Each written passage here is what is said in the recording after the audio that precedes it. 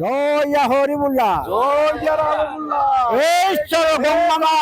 আজি বাৰৰ পৰা যেন গড়াটো আজিৰ বাৰৰ পৰা যেন এৰিব লাগে ঈশ্বৰ আমাৰ থাকিবলৈ জেগা নাইকিয়া হৈছে আৰু কৃষ্ণ প্ৰভু ভগৱান চাকি বন্তি জ্বলাই আপোনাক আগবঢ়াইছো হ'ব আজিৰ পৰা গৰাই যেন ইয়াত নখাই গহপুৰৰ কৰৈয়াতি অঞ্চলত ব্ৰহ্মপুত্ৰ নৈৰ তীব্ৰ গৰাখহনীয়া অব্যাহত আছে আৰু যাৰ পৰা পৰিত্ৰাণ বিচাৰি তেওঁলোকে ঈশ্বৰৰ শৰণাপন্ন হৈছে। নদীৰ পাৰত এইদৰে তেওঁলোকে বন্তি প্ৰজ্বলন কৰিছে আৰু জয় হৰি বোলা ৰাম বোলা ধ্বনি দিছে আৰু নদীক আচলতে পূজা অৰ্চনা কৰিছে আৰু এয়া তেওঁলোকে পূজা অৰ্চনা কৰি আছে। হয় কওক। হয়, আমি গৰাখহনীয়াৰ বিষয়ে আমি ৰাইজে গোট খাই এতিয়া আমি চাকি এডুপি আমি জ্বলাই আছো।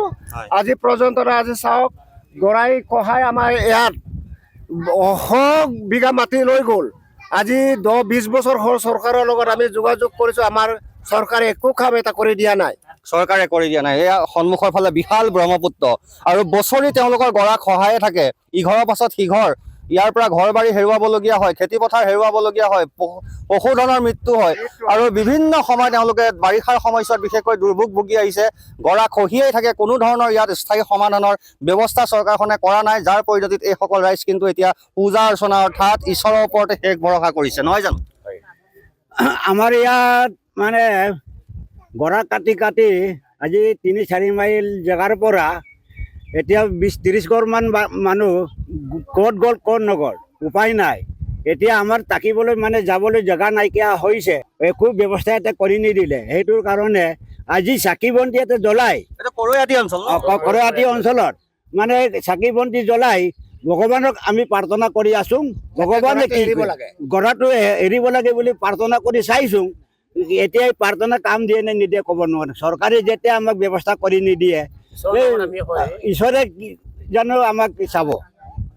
সেইটোৰ কাৰণে হয়, ৰাইজৰ যথেষ্ট মনত দুখ, কাৰণ আগতে গাঁওসমূহ তাত আছিলে, এতিয়া খহাই খহাই বহু পৰিয়াল মানে প্ৰায় ইয়াৰ মানে 5 কিলোমিটাৰ বুলি ক'লেও বেয়া নহয় আৰু 5 কিলোমিটাৰ ইয়াত মানে আমাৰ গাঁও আছে। ইয়ালৈকে আমাৰ এতিয়া চলিবলৈ একো সুবিধা নাই, গতিকে আমি এনেকে ঘৰৰ ওপৰতে ল'ৰা ছোৱালী পোহপালন কৰি আছো আৰু কেনেকে কি আৰু ধৰ ইয়াততো আগতে খেতি পথাৰ আছিল। খেতি পথাৰ মানে গোটেই তামোল বাৰী এতিয়া চাব পাৰিব, তামোল বাৰী মানে তামোল বাৰী চব এতিয়া নৈ বৈ গৈ আছে এবাৰ তামোলৰ যিটো টকা জেগাটোত। তাৰপিছতো আমাৰ উপায় নাই, গতিকে আৰু এনেকৈ আৰু আমি চৰকাৰৰ লগত আমি 2 বছৰ পিছত চাজিক আহিছিলে। তাৰপিছত ইহঁতে কৈছিলে জলসম্পদ মন্ত্ৰী হৈ থাকোঁতে জলসম্পদ মন্ত্ৰী হৈ থাকোঁ। তাৰপিছত ই কৈছিলে তহঁতে চিন্তা কৰিব নালাগে, তাৰপিছত আমি অলপ নিৰ্মাণৰ পাছৰ পৰা আমি ইয়াত জৈৱক দিম, তাৰপিছত পাকোবাই দিম। তাৰপিছত আজি তাৰিখলৈ একো মানে সা সূত্ৰ নাই মানে। গতিকে এতিয়া বাৰিষা হৈ গ'ল, এতিয়াতো গৰা কহাই আছে আমাৰ উপায় নাই থাকিবলৈ, ধৰ কিবা নাই চৰকাৰৰ লগত আৰু।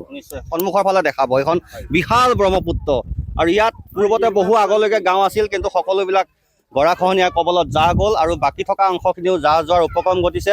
চৰকাৰী যি জলসম্পদ বিভাগ আছে সেই বিভাগে কোনো ধৰণৰ আচলতে গুৰুত্ব প্ৰদান কৰা নাই, যাৰ পৰিণতিত এওঁলোকে নদীৰ ওচৰত চাকি বন্তি জ্বলাই পূজা অৰ্চনা কৰাৰ বাহিৰে তেওঁলোকৰ উপায় নাইকিয়া হৈছে। শেষ ভৰসা হিচাপে তেওঁলোকে ঈশ্বৰক বাছি লৈছে।